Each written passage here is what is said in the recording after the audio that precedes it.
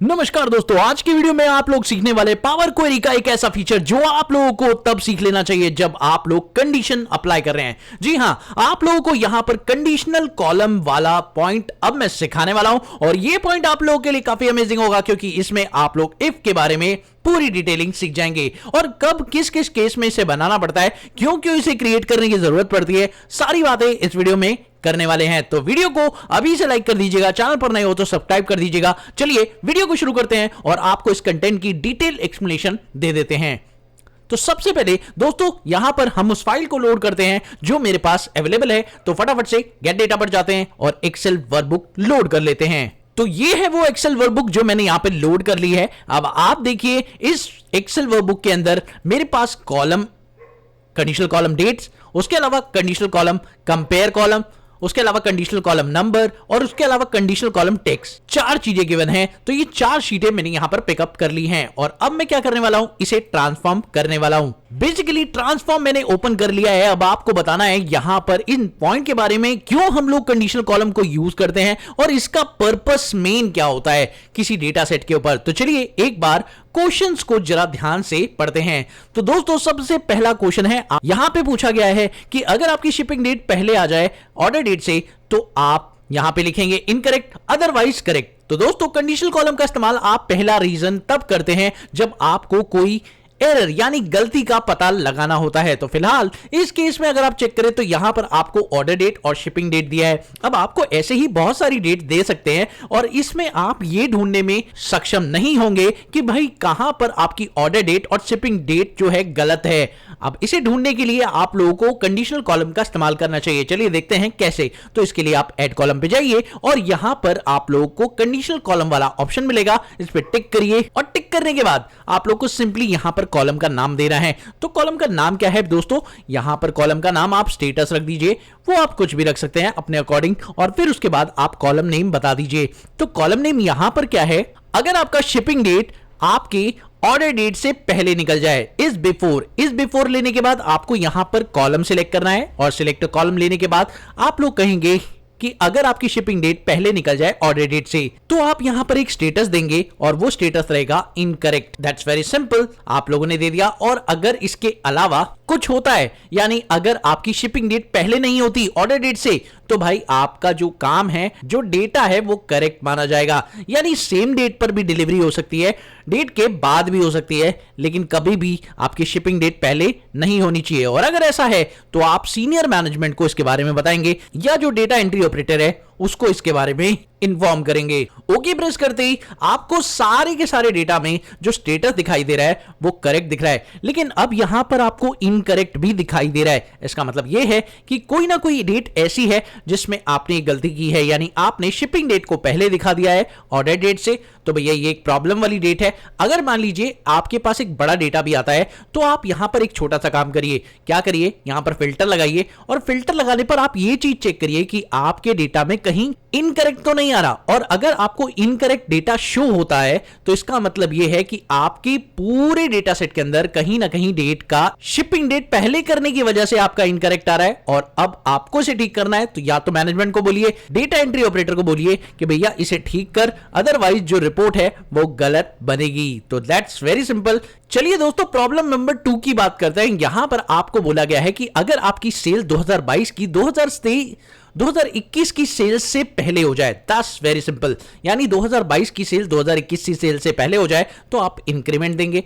और इसके अलावा अगर आपकी 2021 की सेल 2022 के बराबर हो जाए तो भाई आप कहेंगे नो चेंज। और अगर इसके अलावा आपकी सेल्स कम हो जाए तो भाई आप कहेंगे डिक्रीमेंट। तो वेरी सिंपल है, चलिए इसे लगाकर देखते हैं। तो यहां पर आप कॉलम कंपेयर वाला डेटा ले लीजिए और इसके अंदर आपको 2021 और 2022 की सेल्स दिखाई दे रही है। बस आपको सिंपल सा काम करना है, यहां पर कंडीशनल कॉलम लगाना है और अपनी कंडीशन को स्पेसिफाई करना है। इस कॉलम का नाम हम दे देते हैं अपने हिसाब से, दैट इज कॉल्ड चेंजेस। और चेंजेस देने के बाद आप सिंपल सा यहां पे रूल लगा दीजिए कि भाई 2022 की सेल्स अगर ज्यादा निकल जाती है किस सेल से, भाई 2021 की सेल से अगर ज्यादा निकल जाती है तो इन दैट सिचुएशन आप जो आउटपुट देंगे क्या है भाई, वो आउटपुट रहेगा इंक्रीमेंट, यानी आपने इंक्रीमेंट कमाया है। That's very simple. Okay now, लेकिन अगर आप यहां पर दूसरी कंडीशन देखें तो यहां पर दूसरी कंडीशन भी आपने दी है भाई 2022 की सेल्स, ये भी हो सकता है बराबर निकल जाए किसकी, 21 की सेल्स के। और अगर ऐसा होता है तो आप यहां पर कहेंगे नो चेंज, ठीक है। तो यहां पर आपने दूसरा स्टेटस दे दिया नो चेंजेस या no change, that's very simple. और अगर आपका ऐसा नहीं होता तो इस सिचुएशन में आप ये कहेंगे डिक्रीमेंट, यानी आप की सेल्स 21 में ज्यादा निकली, 21 में ज्यादा निकली लेकिन 22 में कम हो गई, तो भैया डिक्रीमेंट वाली सिचुएशन आ जाएगी। और ओके प्रेस करते ही ये कॉलम बन गया है और आपको ये बता रहा है कि कहां कहां आपकी सेल्स इंक्रीमेंट हुई है, कहां कहां डिक्रीमेंट हुई है। और इससे आप फटाफट से एनालिसिस करके अपनी कंपनी में ये पता लगा सकते हैं कि भाई कितनी बार आपने कोई प्रॉफिट नहीं कमाया, कितनी बार आप ज्यादा सेल्स कर पाए और कितनी बार आप डिक्रीमेंट में रहे, यानी आप पिछले साल से इस साल ज्यादा सेल्स नहीं कर पाए। तो भैया ऐसी सिचुएशन का पता लगाने के लिए हम लोग इस कॉलम का निर्माण कर सकते हैं। चलिए बात करते हैं अगले प्रॉब्लम की, और अगला प्रॉब्लम है हमारा प्रोडक्ट नेम कंटेन कैटेगरी। और दोस्तों ये बहुत ही कमाल का प्रॉब्लम है क्योंकि इस पर मैं आपको बताने वाला हूं एक अमेजिंग ट्रिक्स। तो चलिए देखते हैं इस पर क्या ट्रिक आपको सीखनी चाहिए। दोस्तों यहां पर आप देखिए मेरे पास है एक डेटा। अब इस डेटा में मेरे से कोई एक सवाल पूछ ले कि भाई प्रोडक्ट के नाम में जो लिस्ट है इसमें आप एक काम करिए, हमें लैपटॉप की टोटल सेल्स बता दीजिए, या मुझे मोबाइल की टोटल सेल्स बता दीजिए, या मुझे पेन ड्राइव की टोटल सेल्स बता दीजिए। तो ऐसा आप नहीं कर सकते। ऐसा क्यों नहीं कर सकते? बिकॉज आपने देखा होगा कि जनरली जो प्रोडक्ट के नाम होते हैं वो कुछ इस तरह से बनाए जाते हैं जिसके अंदर उस प्रोडक्ट का नाम, उसका ब्रांड नेम और उसका मॉडल नंबर मिक्सअप होता है। अब ये जरूरी नहीं है कि वो आगे हो सकता है वो पीछे लिखे, हो सकता है वो किसी भी पोजीशन पर लिखे। इसका मतलब ये है, मान लो डेल लैपटॉप मॉडल नंबर, उसके अलावा लैपटॉप एचपी मॉडल नंबर। तो इस तरीके से नाम अलग अलग बनाए जा सकते हैं। तो इससे प्रॉब्लम ये होगी कि हम कभी भी ये नहीं पता लगा सकते कि टोटल लैपटॉप की जो सेल्स है वो कितनी है, या मोबाइल की सेल्स टोटल कितनी है। कंपनी कोई भी हो लेकिन मेरे को मोबाइल की सेल्स जाननी है, तो भाई ये कैसे पता चलेगा? इसके लिए मुझे एक नया कॉलम जनरेट करना पड़ेगा, और वो कैसे होगा वो चलिए देखते हैं। तो कंडीशनल कॉलम से ये भी हो जाएगा। इसके लिए आपको एक नए कॉलम का निर्माण करना होगा, और वो कॉलम है कैटेगरी कॉलम। आपको यह बनाना है और यहां पर आपको कॉलम नेम प्रोडक्ट रखना है। प्रोडक्ट नेम में अगर इस बार आप ना इक्वल करेंगे, ना बिगिन विद करेंगे, ना एंड विद करेंगे, आप यहां पर चुनेंगे कंटेन। अगर इस प्रोडक्ट के नाम में कंटेन हो रहा हो लैपटॉप, यानी आपको इसके अंदर लैपटॉप दिखाई दे, तो भाई आप आउटपुट में लैपटॉप ही लिख देंगे। That's very simple. और दूसरा केस भाई ऐड करेंगे। सेकंड केस, आप प्रोडक्ट के नाम में अगर कंटेन हो रहा हो मोबाइल, तो भाई आप यहां पर मोबाइल दे देंगे। वेरी सिंपल जी, यहां पर मोबाइल दे देंगे। और अगर ऐसा नहीं है, तीसरा सिचुएशन, प्रोडक्ट के नाम में कंटेन कर रहा हो भाई पेन ड्राइव, तो पेन ड्राइव के केस में आप यहां पर पेन ड्राइव दे देंगे। वेरी सिंपल जी। अब यहां पर आपको एक ट्रिक दिखाने वाला हूं मैं, और भाई यहां पर एल्स होगा, तो भाई इसके अलावा अगर कोई प्रोडक्ट आपको दिखाई देता है तो यहां पर आप नल लिख देंगे। ये हो गया। उसके बाद ओके प्रेस कर दीजिए। That's very simple. जैसे ही ओके प्रेस करेंगे आपके सारे आंसर्स आ गए, लेकिन आपका एक आंसर नहीं आया। और वो क्यों नहीं आया, क्या आप मुझे बता सकते हैं? कमेंट सेक्शन में जल्दी से। ओके कोई बात नहीं, ज्यादा दिमाग पर जोर मत डालिए, क्योंकि इसके अंदर बहुत सिंपल सी प्रॉब्लम है, और वो ये है कि यहां पर पेन ड्राइव लिखा हुआ है। ओ लिखा तो पेन ड्राइव सभी में है, लेकिन यहां पर जो पेन ड्राइव लिखा है आप चेक करिए, इसका केस सेंसिटिविटी का प्रॉब्लम है। ओ माय गॉड, अब ये तो भाई एक प्रॉब्लम नहीं लग रही मुझे। क्यों? क्योंकि भाई सीधी सी बात है, डेटा टाइप करने वाला या डेटा कहां से आ रहा है वो किसी भी मोड में लिख सकता है। हाँ ये तो बात सही है, लेकिन अगर मैं उस पर कोई कंडीशन लगाऊंगा और वो एप्लीकेबल ना हुई तो भाई सामने प्रॉब्लम हो जाएगी ना।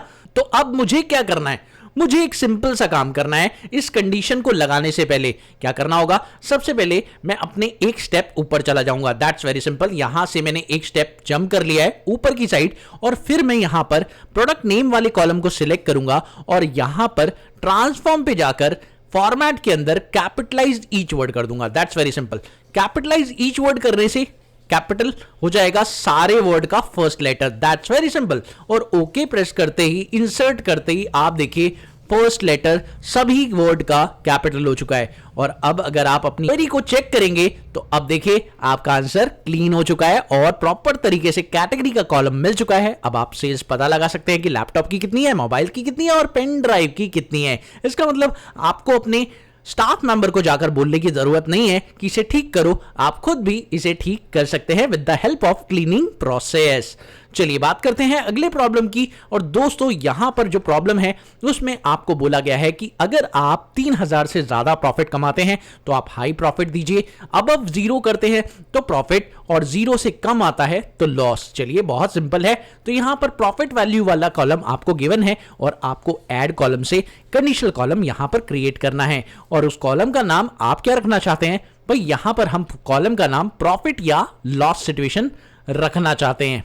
तो प्रॉफिट या लॉस सिचुएशन कॉलम का नाम रहेगा और हम बोलेंगे कि प्रॉफिट वैल्यू अगर ग्रेटर देन हो किससे भाई 3000 से, तो यहां पर profit value is greater than 3000, then इस केस में हम आउटपुट देना चाहेंगे भाई हाई प्रॉफिट। ठीक है दोस्तों, उसके अलावा हम एक कंडीशन और ऐड करेंगे, अगर आपकी प्रॉफिट वैल्यू ग्रेटर देन होगी 0 तो इस केस में आप अपना आंसर देंगे प्रॉफिट का। और अगर इसके अलावा आपकी सिचुएशन में सिंपल सी बात, अगर 0 से कम होगा तो इसका मतलब लॉस वाली सिचुएशन में आप आ गए हैं, तो भाई एल्स में आप लॉस लिख दीजिए और ओके प्रेस करके आप देख सकते हैं यहां पर हाई प्रॉफिट, लॉस और प्रॉफिट वाली सिचुएशन तीनों आ चुकी है ना, वेरी सिंपल।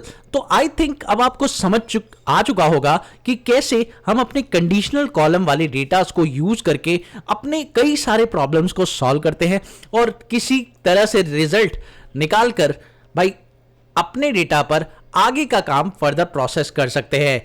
तो इससे क्लियर है आप लोगों को कंडीशनल कॉलम वाली क्वेरी और इफ कंडीशन पूरी तरह से क्लियर हो चुका है। मुझे उम्मीद है कि आप लोगों को यह वीडियो पसंद आया होगा। अगर वीडियो पसंद आया तो वीडियो को लाइक करिएगा, चैनल पर नए हो तो सब्सक्राइब करिएगा। मिलते हैं अगली वीडियो में एक और नई कंटेंट के साथ, तब तक के लिए देखते रहिए, सीखते रहिए गाइड ऑफ मैथ।